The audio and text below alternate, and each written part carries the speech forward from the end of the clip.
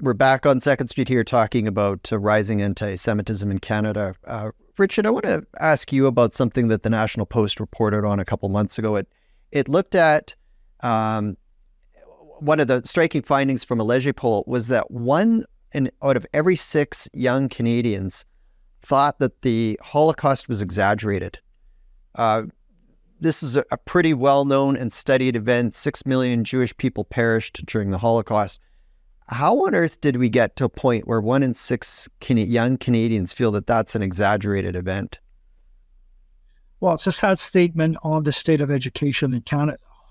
It's also a sad statement about what our young people, and actually not only our young people, are learning. In the a few decades ago, a U.S. ambassador to the UN used to say, everybody's entitled to his or her own opinion, but not to his own facts.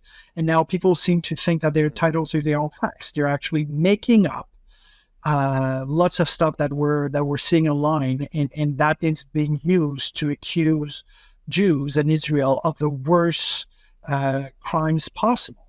One of the reasons for this is that the zeitgeist now sees the intellectual matrix being one of oppressor and oppressed, whereas Jews are always the oppressor, either in the Middle East or here in Canada, and thus they're fair game for everything. So you have people involved, for example, in the DEI sector who forget about the fact that Jews are year after year, even before October 7th, the most targeted minority in terms of hate crime. So there's an erasive form of anti-Semitism that opens the door to this open game season that we're seeing here on Jews, that we're seeing in employment places, that we're seeing in unions, that we're seeing on campuses, that we're seeing in even in primary and secondary schools across the country. So the entire zeitgeist, has been very detrimental to the Jews, and I would add detrimental to most Canadians, if not all Canadians. Warren, it seems like we don't do enough at the K-12 level, but in the public school system, educating young people about the Holocaust, if we've got 1 in 6 that are saying it's exaggerated. So it definitely seems like there's room for improvement there. What about at the post-secondary level? What are your thoughts on what's happening at that level? That's where the biggest problem is. And, Richard's organization does simply excellent work educating the broader public. But among Gen Z, so from the ages of about 18 to 24, and millennials from about the age of 25 to about 39, we have got a big problem. And when I identify those demographic categories, we're talking about millions of Canadians who not only deny the Holocaust, they believe that Hamas was justified in its attacks on innocent Jews and others, believes that Israel should be wiped off the map, believes that there is a Jewish conspiracy internationally. Like, this is our own young people. And so why has this happened? I think the principal reason for it is the medium that we're now all on, which is the internet.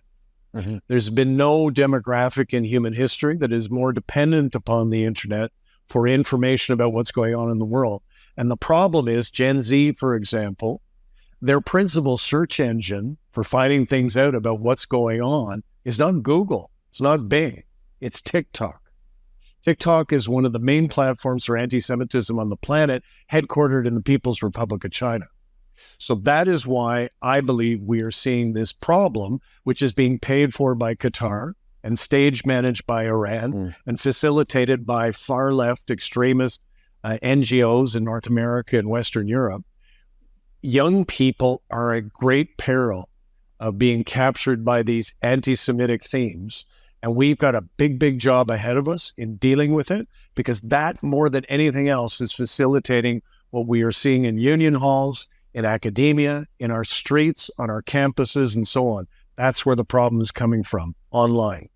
So let me ask you the word solutions. All the post-secondary institution or post-secondary ministers of education come to you tomorrow and they say, what do we need to do at the university level to fix this? What's your answer? Well, look at what's happening at McGill today. McGill University, where my dad went, it's one of the best universities in the world, is holding a camp that they advertised with people wearing keffiyehs, reading Chairman Mao's words of wisdom, holding light machine guns. And the university and the student society at McGill, who has in the past funded the group that's doing this, have done nothing. They've issued tweets, of the thoughts and prayers variety, but they've done nothing to prevent this.